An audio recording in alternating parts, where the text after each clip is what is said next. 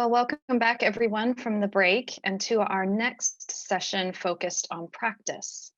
I'm delighted to welcome the chair, the Reverend Dr. Andrew Bowyer, who is the Dean of Divinity at Magdalen College at the University of Oxford. Welcome, Andrew, and over to you. Hello.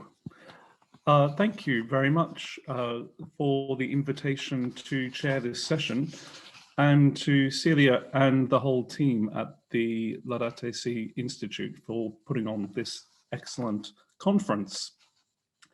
Well, we've heard some really incisive presentations so far today regarding the evolving scientific perspectives on psychological barriers to climate action and also the challenge of net zero.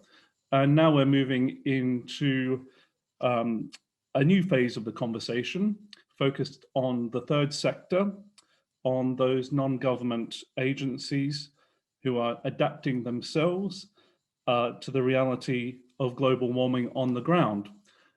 And to help us do that, we have two distinguished speakers, Christine Allen from CAFOD, who will speak on gender inequality and changed climates, standing in solidarity with women and girls to defend the earth.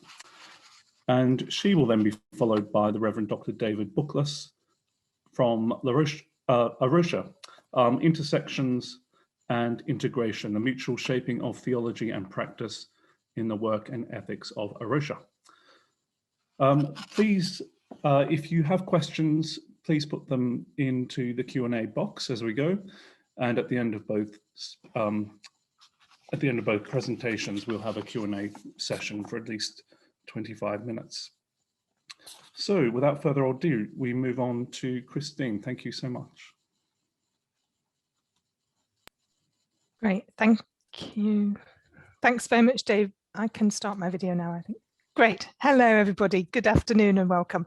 I'm just going to start by sharing my screen, if I may.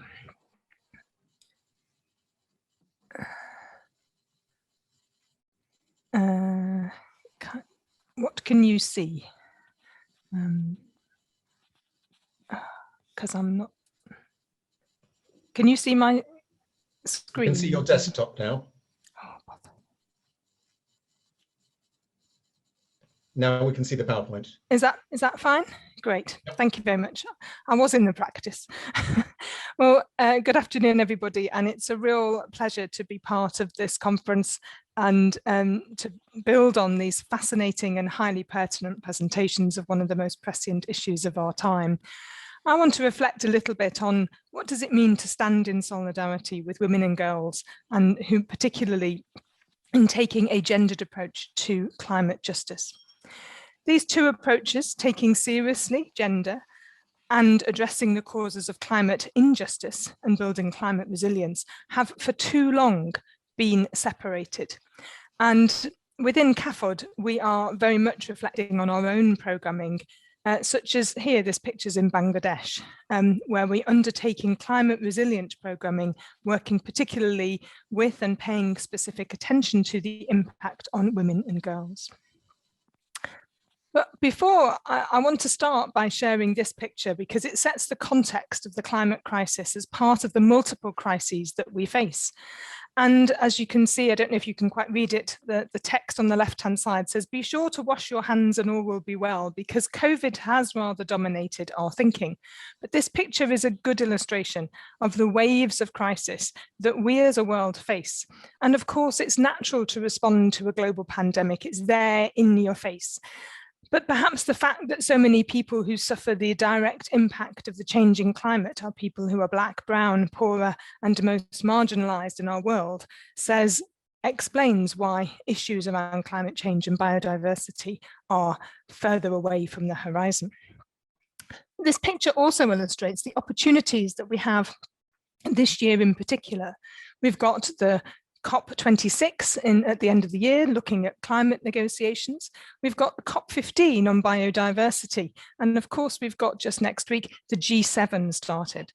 And of course, whilst they're dominated by COVID, we do at least have politicians talking about building back better. And within the international development sector too, there is much consideration of ensuring that the voices of those who are heard, those who are most powerless, women, people of colour, disabled, young people, are heard. And CAFOD is trying to do its bit to stand alongside them. COVID has highlighted the injustices and inequalities that were already present in our world. And for many of our partners, it's one more crisis on top of all other crises. In Zimbabwe, lockdown was on top of drought and environmental degradation, on top of political insecurity and corruption. For Kenya, COVID was on top of drought and locust infestations, which led to wide-scale food insecurity. And of course, in places like South Sudan and Yemen, you've got CAFOD as a crisis on top of conflict, displacement, and war.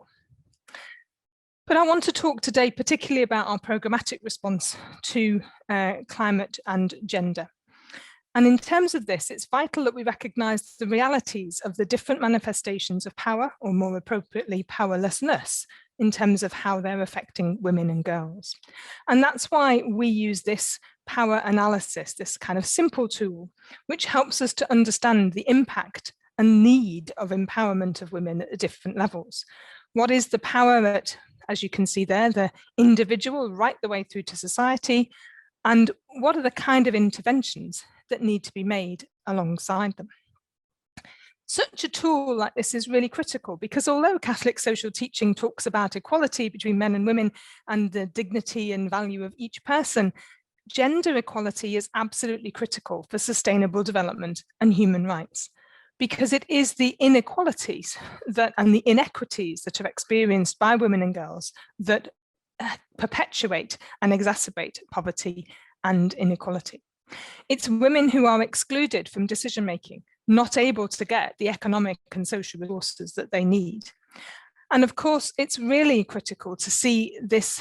That's why this is looked at in power terms, not just in terms of gender terms, because there is also an intersectionality between gender with issues like race, class, age, etc., etc.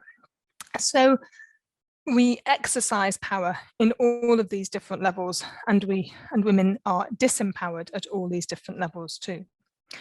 But of course, it's important to remember that, like other things, empowerment is not something we do to others. As an agency, we seek to provide the space and mechanism for women to make their own power real. And it's crucial to recognise the interplay between these different levels.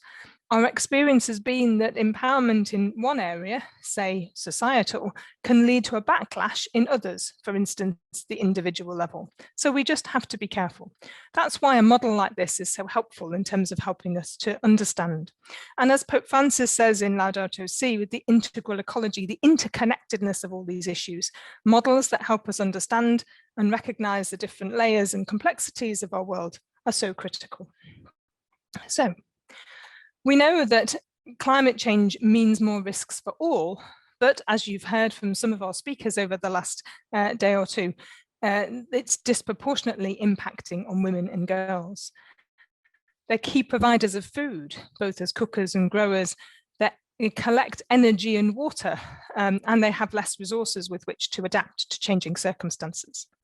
The situation of women and men in the poorest countries is often different, but by most measures, development outcomes are consistently worse for women than for men. Women and children account for around 80% of all refugees worldwide. And of course, disasters and conflicts increase women's exposure to domestic and sexual violence. And this picture is of tree planting in Kitui in Kenya. It's a community response, but one that built in particular the considerations of the impacts of women. And you can see many more women than men in the picture. As you've heard from certainly Linda's presentation last night, climate change exacerbates loss of livelihoods and food insecurity. And shrinking natural resources create competition and conflict. Climate change displaces people and creates insecurity, thus reducing resilience. And it is important to be able to look at some of the opportunities from some of the shifting patterns that might open up, particularly for women.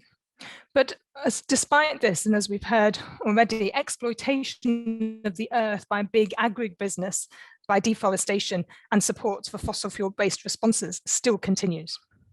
I think it's important to stress that the link between gender and climate still isn't fully understood and researched, particularly at the international level. Although I want to flag work by the UN, particularly UNDP and UN Women, to try and connect and look at the kind of interventions that can be made to empower women. And here at CAFOD, we're trying to rethink our own programmatic approach. While it's clear we're taking the model of integral ecology. While it's clear that if we take a gender-blind response to climate issues or take a climate-blind response to addressing gender inequality, we'll miss something really significant. Now, I wanted to talk mostly today about a couple of examples of response to the climate crisis by women, because too often women, and indeed many people and communities around the world, are painted as helpless victims. And while they do face significant challenges, it's important to remember that they are the people that not only bear the brunt of the climate impact, but they're on the front line in terms of responding to it. So I want to talk about that sense of solidarity when we talk about women's solidarity and ecology, and talk about the particular experience of those who are defending our environment, and particularly women who CAFOD supports. Now, defending our environment has always been dangerous. Linda talked about this a bit in her lecture yesterday.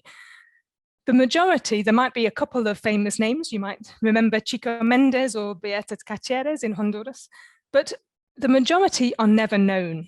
And Global Witness monitors deaths of people who are human rights. There were 212 people killed just for peacefully defending their homes and standing up to the destruction of nature. That's 212 killed and reported, but countless more are silenced by violent attacks, arrests, death threats, or lawsuits. And one of the issues here that whilst 1 in 10 of the reported deaths are women, we know that many, many more effects on women are underreported. And women defenders face specific threats, such as smear campaigns, often focused on their private lives with explicit sexist or sexual content. Sexual violence is very often used as a tactic to silence women defenders. And I think that sense of the silencing of women is so critical here. So this is Victoria Quispe-Izana Corrales, and she's an environmental defender in Cusco, in Peru.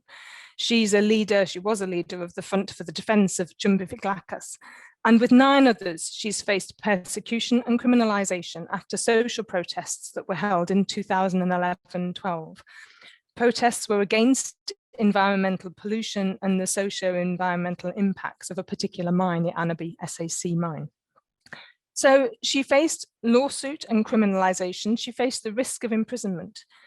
And they've been through 9 years of criminal proceedings, facing what are literally trumped up charges. The only proof that was had was that they were defenders of the environment.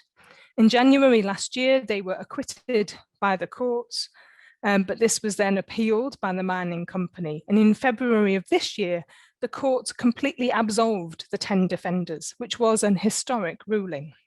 The prosecution and the Ministry of the Interior have, however, presented a further appeal. And CAFOD partner Derechos Humanos Sin Fronteras has been accompanying the case.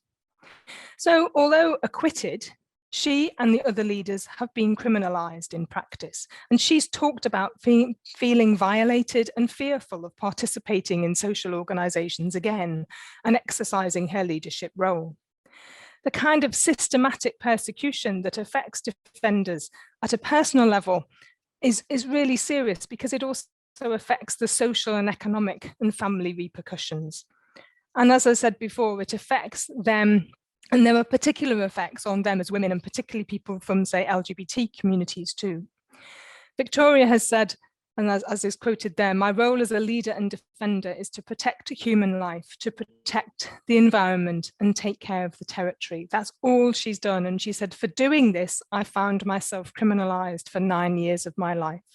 I suffered psychological abuse, low self-esteem, harassment, unemployment, personal stress, personal loss of prestige, and myself. I was humiliated and discriminated against as a woman.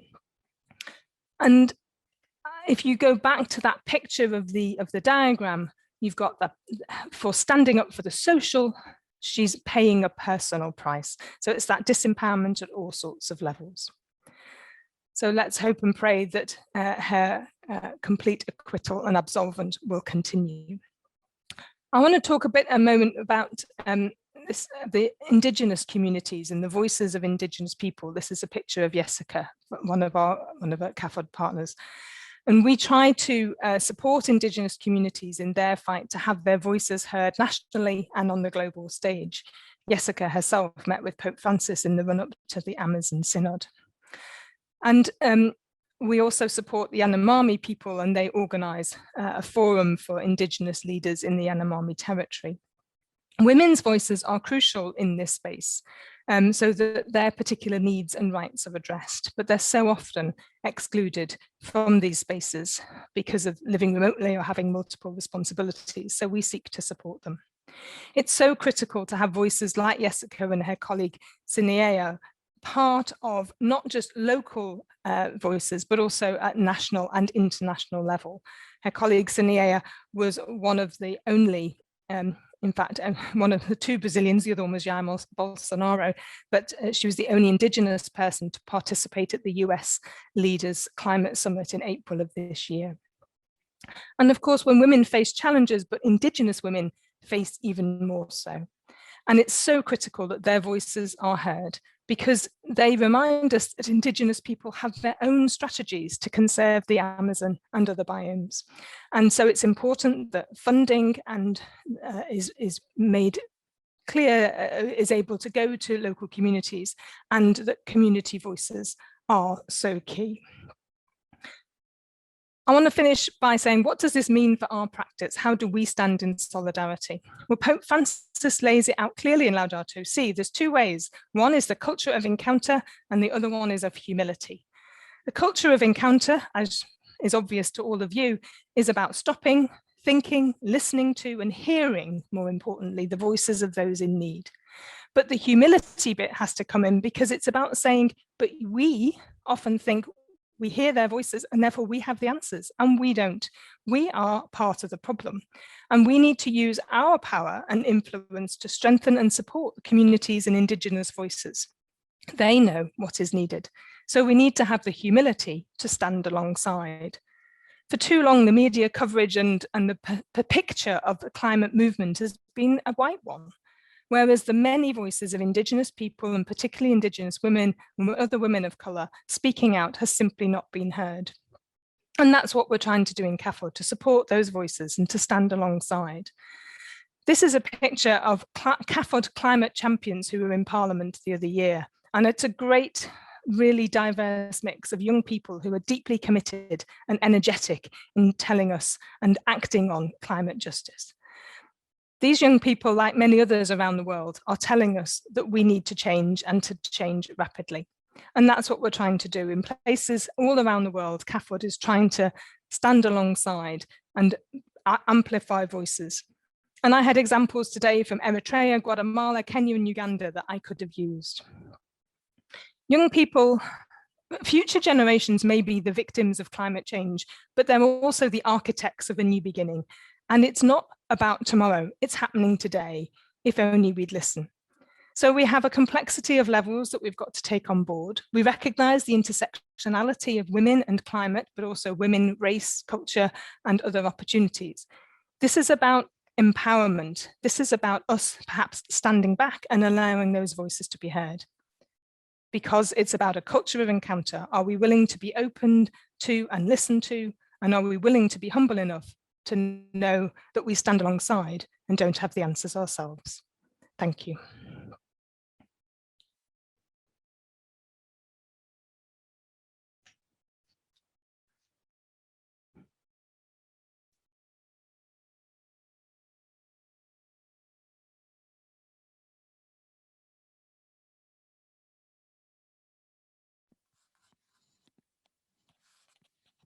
Thank you very much, Christine. We'll have time for questions and answers after the next presentation. David, hopefully you're there and you're ready to speak. Intersections and integration. the mutual shaping of theology and practice in the work and ethos of Rocha. Sorry.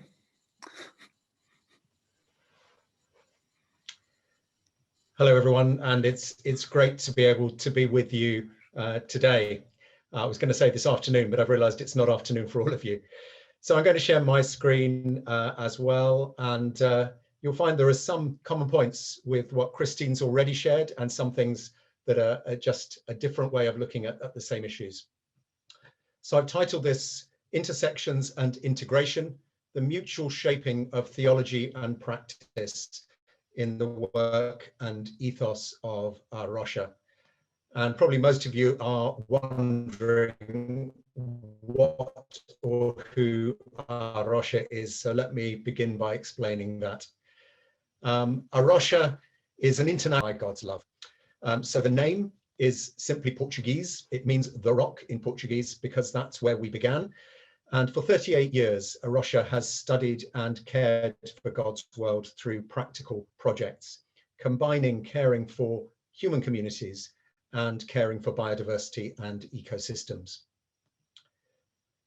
Rocha began in Portugal back in the early 1980s, where its founders discovered an area on the southern Algarve that was rapidly being transformed by hotels and golf courses and marinas and tourist infrastructure, and where biodiversity and traditional ways of life were being disrupted severely.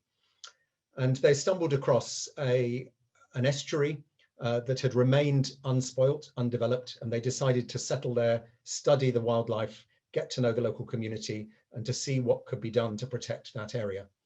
And for 38 years, that work has continued. We don't own most of the land there. It's owned by some of the richest individuals in Portugal, but through simply good scientific studies, through working with local communities, and through legal protection from the local level right up to the European level, it's now a Natura 2000 site. That site has so far remained a pristine site that's really good for wildlife and where people can enjoy as well. And here's a European bee eater, recently arrived back from spending the winter in sub-Saharan Africa, arriving back to its nest site in Southern Europe. So Rocha began very small, very local, nearly 40 years ago. But the model of what developed there is one that has somehow caught the imagination of many people. And over the first 10 years of the work there, 5 core commitments evolved out of a combination of the work and theological reflection on that work. And I'll just run through those core commitments because they're fairly integral to what I want to share this afternoon. Firstly, we are a Christian organization. Our motivation for our work is the biblical call to care for God's creation and to love our neighbor as ourselves. Secondly, practical conservation. The first command in scripture, the first Great Commission, is where God tells the first humans to have dominion over the beasts of the field, the birds of the air, and the fish of the sea. And dominion is not about domination, it is about leadership in a New Testament perspective in the spirit of Jesus Christ, the one who came to serve. So one could argue that biodiversity conservation is the first command in scripture. Thirdly, a strong emphasis on community, and this brings us a bit more into the theme of this conference. Rocha's work has never simply been as a bunch of environmental activists and enthusiasts, conservationists and wildlife fans. It's very much been about working with local communities and sharing our lives together in community. The context where that happens and the ways in which that happens vary enormously due to local circumstances. But that value of community, of building community, and as many of you will know, often it is women and girls who are at the heart of building community. And that has very much been part of Rocha's experience right from the start. Fourthly, cross-cultural. And the picture here is deliberately a pollinator, because one of the great advantages of working cross-culturally is the cross-pollination of ideas and insights and correctives from different parts of the world to each other. So although I said at the beginning, Rocha is an organization, in fact, legally, we're a series of more than 20 organizations, each legally independent within the national territories where we're established. And each of those autonomous organizations is joined together by a memorandum of understanding, and we have a genuine attempt to listen and learn from each other cross-culturally. And then finally, and building on that, cooperation. Very much the belief that we need to do this together. And in terms of our environmental action, we as Christians need to do this together across denominational barriers, but more than that, we need to do this with people of goodwill, of all faiths and none as well. And so in Rocha's experience, that means particularly being part of what's often a very secularized conservation biodiversity world. So I think we were the first faith-based organization to be full members of IUCN, the World Conservation Union. And we've been working for many decades in that global conservation space, working together with people of different backgrounds. So those are our 5 sort of core values that are shared across our 20+ organizations. And through those, Rocha has now grown so that we're a network of more than 20 branches across 6 continents, each of them national and therefore each of them very diverse in the way in which they express themselves. And I want to talk a tiny bit about the sort of theological basis for all of this, because this fits together. Our work is an integration of practice and theology.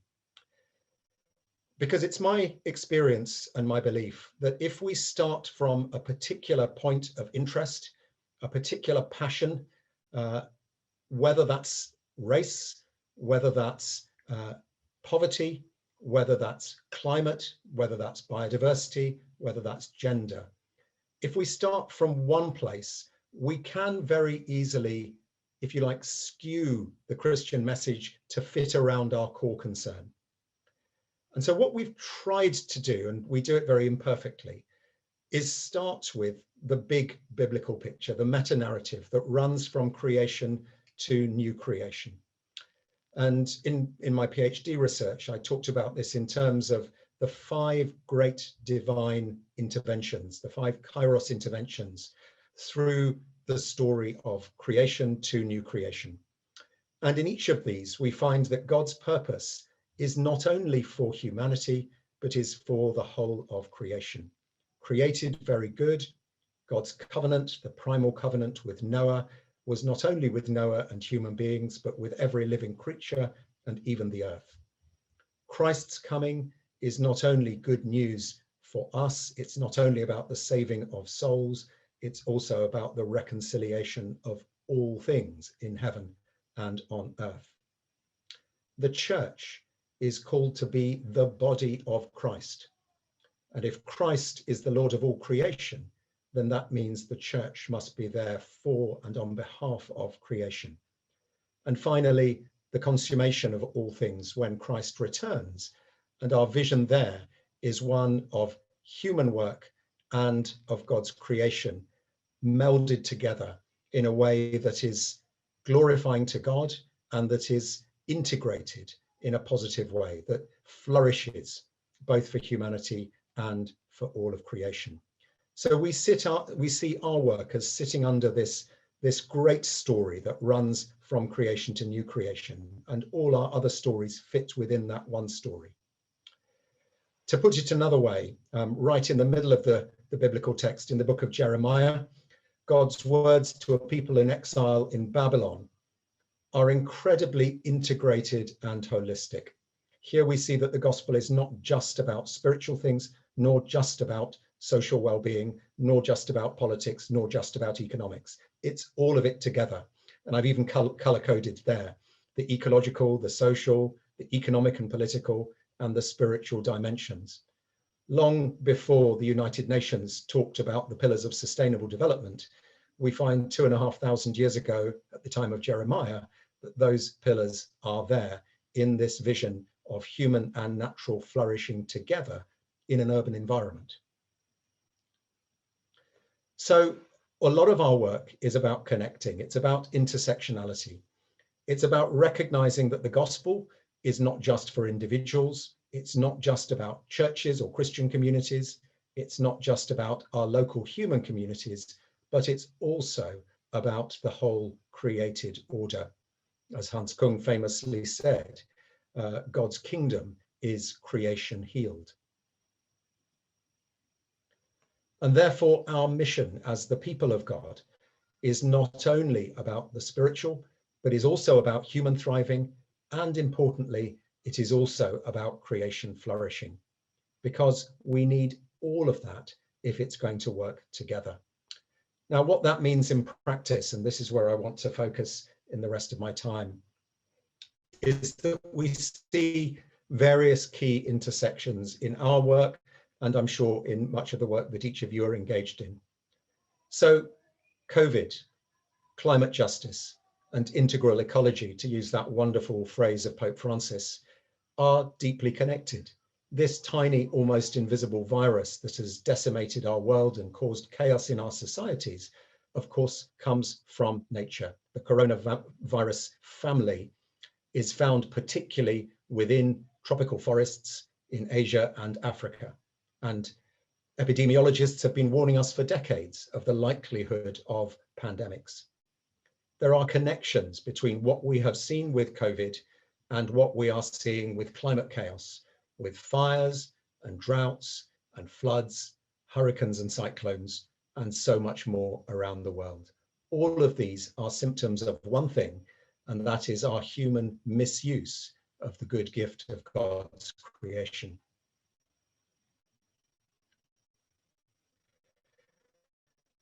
And what this looks like in terms of our work in Rocha is that in each of the countries where we work, livelihoods are deeply interconnected. And those human livelihoods, of course, are often about the livelihoods of women who in rural areas are often the main breadwinners within their families and within their communities. So to use a couple of examples, these pictures here are from Rocha, India, where our key project is just on the outskirts of Bangalore, a mega city that has grown more than 10 times over within the last 40 years. And just outside Bangalore is an area of forest, the Bannerghatta National Park, which still has significant communities of wild elephants and also tigers and leopards. And the issue of human-elephant conflict has become one that has caused chaos both for village communities around the edge of the forest and of course for the elephants themselves. And our approach in Rocha has been not to take sides, not to say we must protect these wonderful pachyderms against evil people, nor we must protect poor villagers against these rampaging elephants, but to say we must find ways in which people and elephants can live together better. So right at this moment, as COVID continues to rampage through India and is particularly bad in Bangalore, Rocha's work there has had to pivot towards setting up a COVID center in the villages around Bannerghatta National Park, because of course when people have to isolate in multi-generational village contexts, it's almost impossible. So we've set up a center there where people can go when they need to isolate or to be treated if they're not severe enough to need to go to hospital. And at the same time, COVID has caused the elephants to become more bold because many of the wildlife guards are not around, people are less out there in the fields, and so there's been more crop raiding.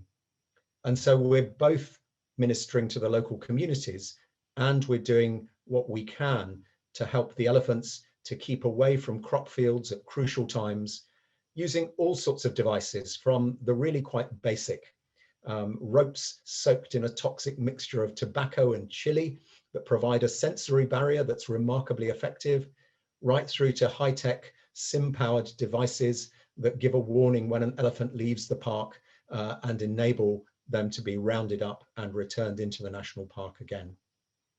And the photo of the lady there is a wonderful lady called Amayama, who is the chef and housekeeper and the center of the community of the Rocha Center, right on the edge of Bannerghatta National Park.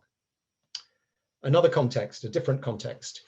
This is West Africa, Ghana, where there is an area called the Atewa Forest, that is one of the most significant remaining West African forests for biodiversity, but it is still not protected at national level.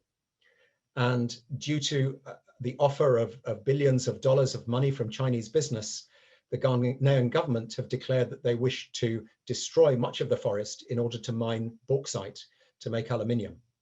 And so you have a dilemma, one of these classic dilemmas about whether what seems to be something that might bring economic benefits to a country, which is rapidly developing, but still has real issues of poverty, against the damage that that might do to the natural environment, which is completely irreparable. And again, Rocha's approach has not been to say we must protect the forest at all costs and not worry about the human community. It's been to have an integrated and holistic approach, to work with local villagers, women and men, to work with tribal leaders, to say, what does the forest mean to you culturally, spiritually, as well as what do you use it for? And through that work, we've been able to establish not only that there are some extremely rare species in the forest. You can see a picture of something called the white-naped mangabe over there on the right, but also to discover that the rivers that flow from that forest are the primary source of drinking water for 5 million Ghanaians. And if the forest is destroyed, that drinking water supply will be at very least polluted and quite likely destroyed as well. And this has become not just a local or even a national, but now a global campaign. And through Rocha's work, we've managed to get companies like BMW and Tetra Pak to say that they will not buy aluminium from Ghana unless the Ghanaian government say they will not develop the Atewa forest. And you might wonder what on earth Leonardo DiCaprio is doing on this slide. Well, he's joined the campaign and he's been tweeting about this story and supporting Rocha's campaign there, an entirely locally grown campaign to protect this forest, both for people and for wildlife. And as we think about intersectionality, the whole issues of climate justice and racial justice and how they intersect are deeply, deeply important. And for us in Rocha, biodiversity and racial justice. And the fact that in many parts of the world, indigenous communities have been evicted from areas that they have looked after and lived in for millennia in order to protect those areas for wildlife. And we have to be very careful that we do not take sides and say it's either wildlife or people, but that we find ways through. And one thing we decided to do in Rocha was to have just a listening exercise where myself and other colleagues joined together with some of our sisters and brothers, in this case from Ghana and India, to listen to their voices and how they saw the issues around conservation and racial justice. And that's very much shaping our policies and our actions as we go forward. And then, of course, issues around creation care, gender, and women's rights as well. The pictures that I put on the screen here are all from a project that's close to my home and close to my heart in the urban area of Southall in West London, a very multiracial and multi-faith community where a lot of Rocha's work has been based around community gardening, getting people, women and men, but it's often particularly women, and sometimes from cultures and communities where they're not encouraged to leave the home very much, but to get them to be able to come out and to take part in community gardening exercises. It's a wonderful way of building friendships. It's a wonderful way of reconnecting with the soil. It's a wonderful way of actually seeing that what you do can have an impact.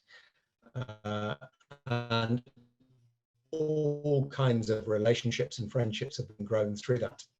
And in fact, one of the photos there, the one top right on the Muslim Girls' School, to visit Rocha's work in Southall and to learn about creation care, to learn about living from the land and how food grows. So fitting all of this together, this overall biblical vision, in the Old Testament, we find that phrase shalom, which means so much more than peace. It means restored relationships with God, neighbor, self, and the earth and our fellow creatures. And in the New Testament, in new ways of God, It's about God's rule in every dimension, humanity within a creation that flourishes and thrives, recognizing that ecosystems are interdependent and that we are part of ecosystems, that all these important areas of gender and race and poverty care for God's creation.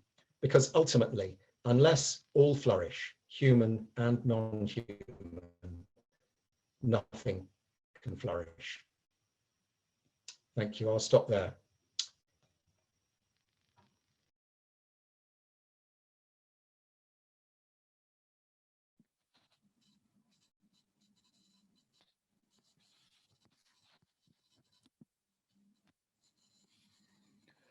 Thank you very much to both speakers, to Christine and David, for your contributions thus far.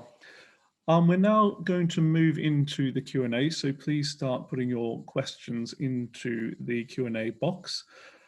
I guess as you're both speaking, I was thinking of the pressures perhaps bearing down on third sector organizations, particularly those related to the Christian tradition or to religious communities, pressures of secularization, meaning perhaps you have less support coming in from religious communities, pressures from the churches in terms of histories of anthropocentric theology that may make people skeptical from the church, and maybe pressures from government. I'm thinking particularly of the massive move of funding away from development aid in the UK, mainly because of COVID and for other ideological reasons. I'm wondering whether either of you would like to speak about those factors in your organizations or how they might apply to your context.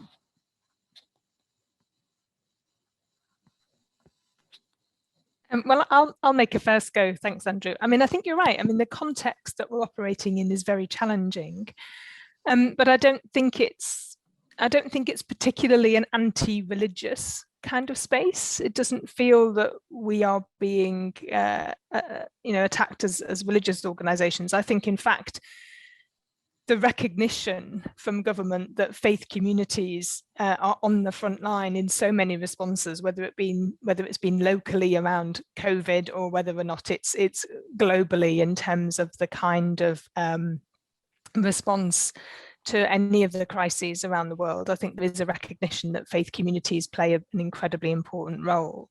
The challenges that we found is we've had to be incredibly creative over the last year with churches and schools closed. The buildings, let's put it that way, churches, the family, the church continues to rise.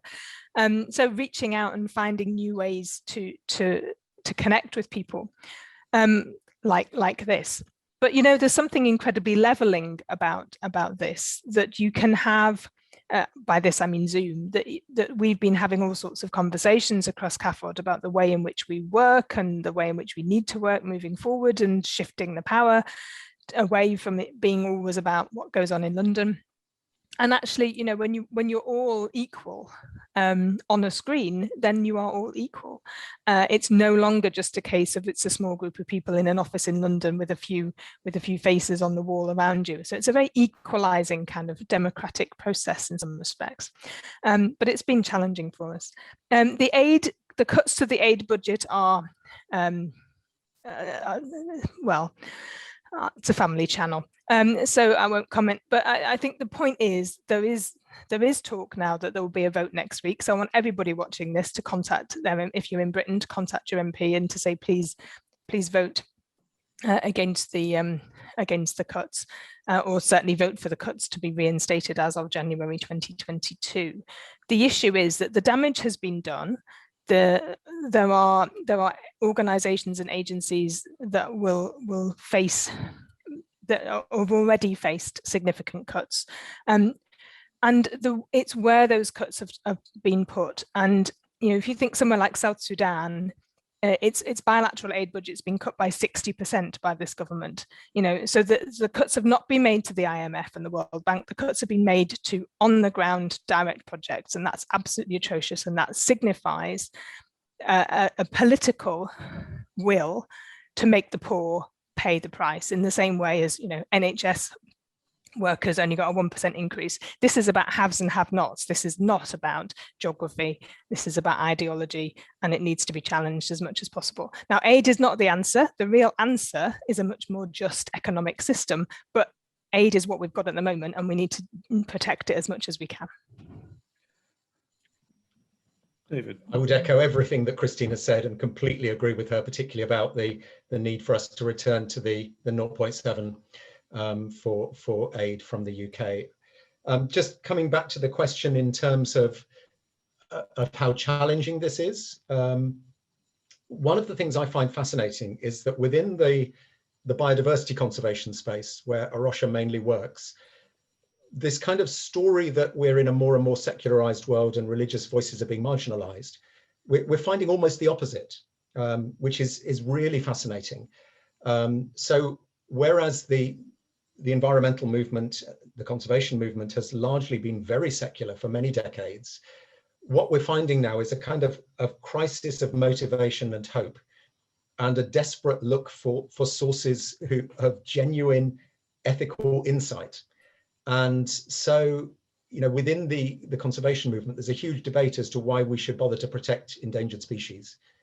Do they have intrinsic value, or is it only when they're cuddly and beautiful and we like them that they matter? Where does their value come from?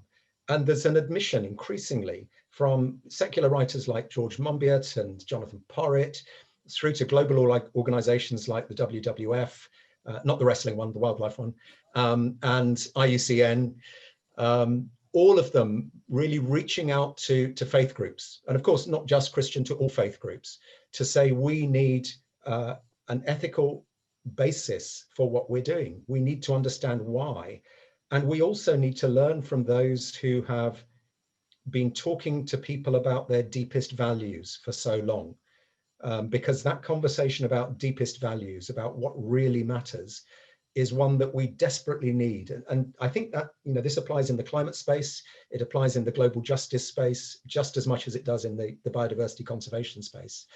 And the secular bodies recognize that there's a kind of moral vacuum, and that they need the help of faith organizations, of faith bodies. And I think that's why there's been such an open door to, Pope Francis's input at COP15 was so significant. COP21 was so significant.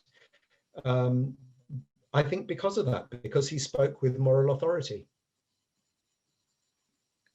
Thank you very much. Again, a reminder to ask questions in the Q&A. One here, I think it's to you, David, about maybe the example from India, but it's about Christian theology helping economic sustainability in the midst of environmental degradation. How can Christian theology help? I think you gave some information about what you think about that, but do you have anything to add? It seems to be particularly focused on India, this question, or South Asia, so... Yeah. The challenge in the Indian context is, of course, that Christians are a minority in most parts of India, a majority in a few parts, and that the current government in India is not very open to voices other than its own. And therefore Christian and other minority religious voices are actually often being marginalized in India at the moment. But in terms of for Indian Christians, who are a very significant minority, for them to build this integrated understanding, as I said, built on a sort of understanding of shalom, an understanding of the kingdom of God, that economics on its own must never be the driving force. It can never be more than one of the pillars of sustainability. And in the end, economics must be there to serve humanity and must fit within the boundaries of what nature can provide. And Kate Raworth's model on donut economics is quite well known. That's, I think, to me, that resonates very strongly with that biblical vision of shalom and of the kingdom of God, that we must make sure that everyone rises above the hole in the middle of the donut, that everyone, that we have that foundation that everyone can globally can have enough, but that we also recognize that there are ceilings, and that those of us, particularly in highly developed Western countries, have transgressed those ceilings, and our lifestyles and the way we do our economic systems have to change if we are going to have a fair world for all, and if we're going to have a world that sustains the ecosystems that we need. Many thanks, David. There's another question for you. It's more a kind of institutional and organizational question about Rocha, and particularly how you've managed to develop this kind of memorandum of understanding amongst the various parts of it, and really developing a common vision across so many contexts. How did that happen? How is it maintained? How was it written? I mean, this person, Francis Stewart, is asking the question, wanting some specifics. Well, I don't want to dominate the conversation, and I could give a very long answer to that, but I'll resist. In a sense, to begin with, it just evolved in a haphazard way, as so often happens. You know, Rocha wasn't designed to be a global thing. It was designed to be one project in Portugal. And to begin with, the growth was fairly random, and it was sort of haphazard, and things like memorandums of understanding were put in retrofitted. What we've done more recently is have a major listening process where we have involved people from right around the global Rocha family. And one of the great benefits here has been Zoom and similar.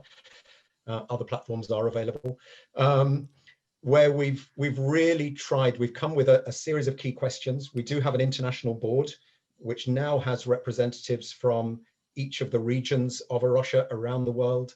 So it's got 10 members from 8 different countries across 5 continents currently. And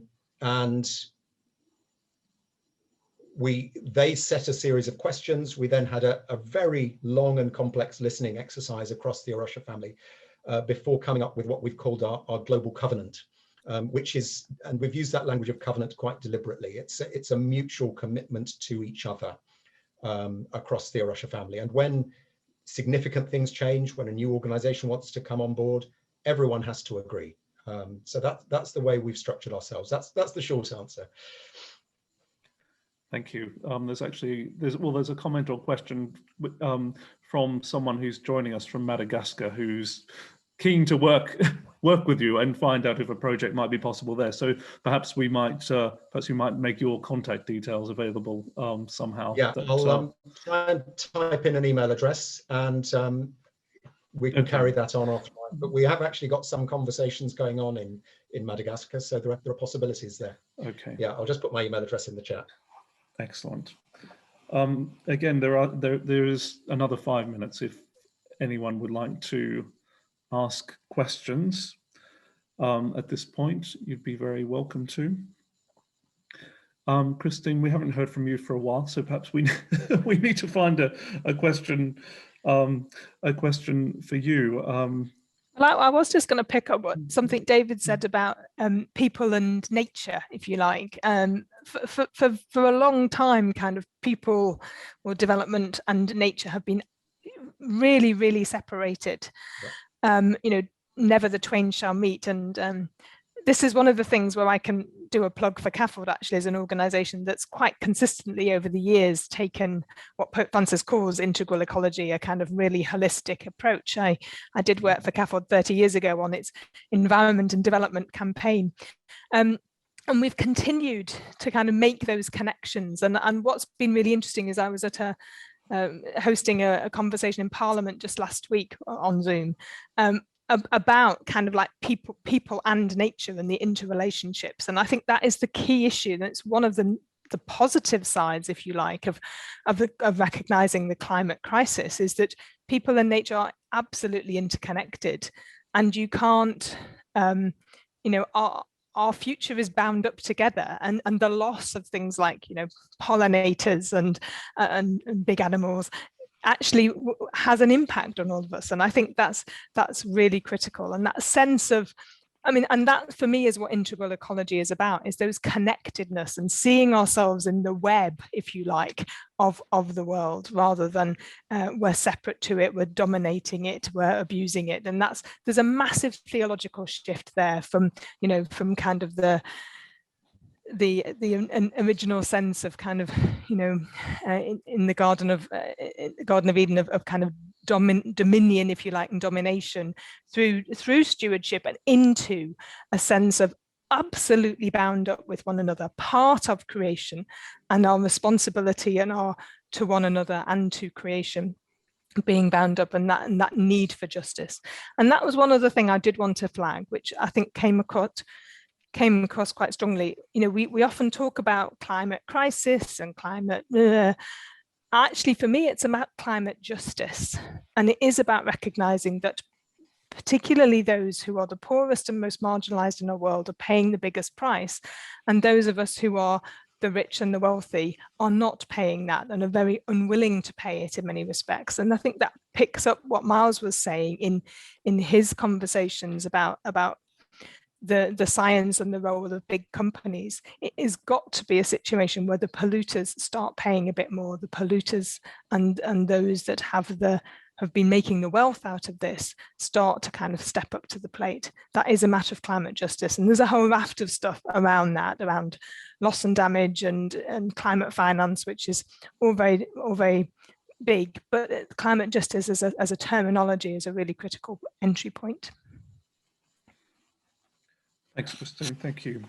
I'm just wondering about the gender and power analysis tool. I mean, is that the was that the diagram you shared at the beginning of your talk, or is that some other kind of really kind of data-led approach that CAFOD is drawing upon, perhaps with other organizations? I mean, is this a statistical analysis, or what is that? Well, the tool's not statistical. It's a kind of framework, if you like, to be able to, in any particular context, understand what are the forces at play, where's the power and where's the powerlessness at those different levels. And it's particularly formed through our sort of gendered approach to development. And I think the question for us and the challenge for us is to how do we look at that from a kind of broader base? You know, that's a tool for use in looking at kind of power analysis in relation to gender inequality, but actually there's a whole raft of different kind of inequalities that exist, and that's why power is your entry point, rather than is it about women, is it about Black people, etc. It's the power and the powerlessness, and that's the key entry point there. Okay, well, yeah, it does seem to be there's lots of ethical questions raised about really agency of the climate itself, which many people are quite powerless individuals, as we've been discussing across the day, to change, but there is agency of collectives, and the third sector, I guess, is providing sort of collective responses on behalf of the church. So, well, I'm very grateful. Did you have a video that you were going to share, Christine, which might introduce us a bit further to your work? Yes, if that. Okay, well, there's no more questions on the time to do that. Yes, there's time. There's no more questions on there, and so we'll have this short video, and then after which I think there is a break. Great, thank you so much. Let me try and do this again then. That one. Shares.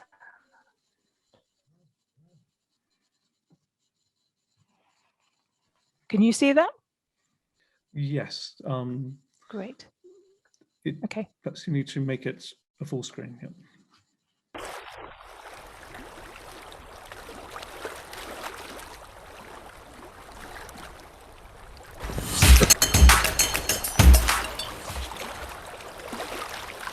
Mi nombre es Elizabeth Muñoz, pertenezco al Comité Ambiental y Campesino del municipio de Cajamarca, Tolima, en Colombia. Olá, eu me chamo Zica Pires, sou do quilombo Santa Rosa dos Pretos, município de Itapecurumirim, estado do Maranhão, Brasil. Mi nombre es Juana Zúñiga, defensora del río Guapinol de esta comunidad. He estado haciendo activismo hace aproximadamente 5 años en defensa de nuestro territorio, ya que la multinacional agrícola Ashanti quiere hacer un proyecto de explotación minera frente a la vereda donde vivo. Eu venho aqui falar sobre a relação de vida e morte que eu tenho com o território Santa Rosa dos Pretos, com a mata, com o igarapé, com os bichos,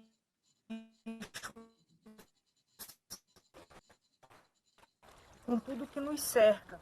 Esse território onde a gente luta pela garantia da vida, tanto nossa quanto dos bichos e de tudo que há, vem sido violentado há décadas por empresas, por linhões de energia, por ferrovia, por BR. El río que estamos defendiendo contra esta empresa Inversión en los Pinares, que nos ha venido prácticamente a destruir, a secar esta fuente de agua, y esa es la lucha que hemos emprendido toda la comunidad de Guapinol y el sector San Pedro. Diría que el aprendizaje que hemos tenido durante estos años en la defensa del territorio es que si nosotros no lo hacemos, no lo va a venir a hacer nadie por nosotros. Tenemos que ser nosotros los que tenemos el arraigo por nuestros territorios, por el campo, por, digamos, los que amamos producir alimentos, el comer sano. Somos nosotros los que tenemos que defender nuestros territorios porque de lo contrario no lo va a hacer nadie. Nuestros gobernantes han demostrado que como campesinos pues no nos han apoyado, es como si nosotros no existiéramos para ellos. Junto com um coletivo jovem chamado Agentes Agroflorestais Quilombolas, a gente vem buscando medidas para parar essas tantas violências que a gente vem sofrendo. E a gente tem feito isso através da agrofloresta, através da autonomia alimentar, através da autonomia de água e também buscando a nossa autonomia educacional. Al secarse esta fuente de agua, nosotros tendríamos que emigrar a otro país, porque ¿de qué sirve una aldea bonita y sin agua? Como mujeres defensoras del territorio, amamos nuestra tierra, ya que así como mujeres que damos vida, la tierra todos los días nos provee de alimentos, nos provee del agua, nos provee todo lo que necesitamos para vivir. Entonces, esto hace que nosotros tengamos una conexión diferente con ella, que la veamos como nuestra madre y que queramos cuidarla. Digamos que sí, en esta lucha hemos tomado más conciencia de lo que es la tierra como tal. Para além dos nossos esforços, a gente vem pedir para que a comunidade internacional crie um tratado vinculante que obrigue empresas e Estado a nos respeitarem. O extrativismo capitalista mata e é uma violência contra as mulheres. Nos llaman locos, nos llaman tontos, dice, ustedes mismos se han metido ahí, pero yo siento que el amor que uno le tiene a la comunidad, me siento comprometida en cuidar y defender nuestros ríos. Entonces, a partir de ahí me siento defensora del agua y la vida.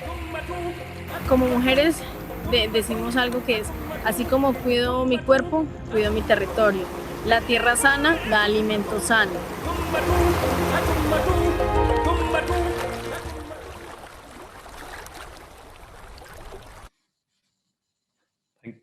Thanks, Christine, for sharing that insight into some of the people CAFOD is engaging with. Excellent. Well, there is a break now, and at the hour, the top of the hour, that is 4 o'clock here in the UK, and at the top of the hour, wherever you are in the world, there will be a keynote lecture by Professor Anthony Bevington. So please come back for that. Thank you very much to Christine and David for your stimulating contributions to this conversation. And thank you for the work of your organizations.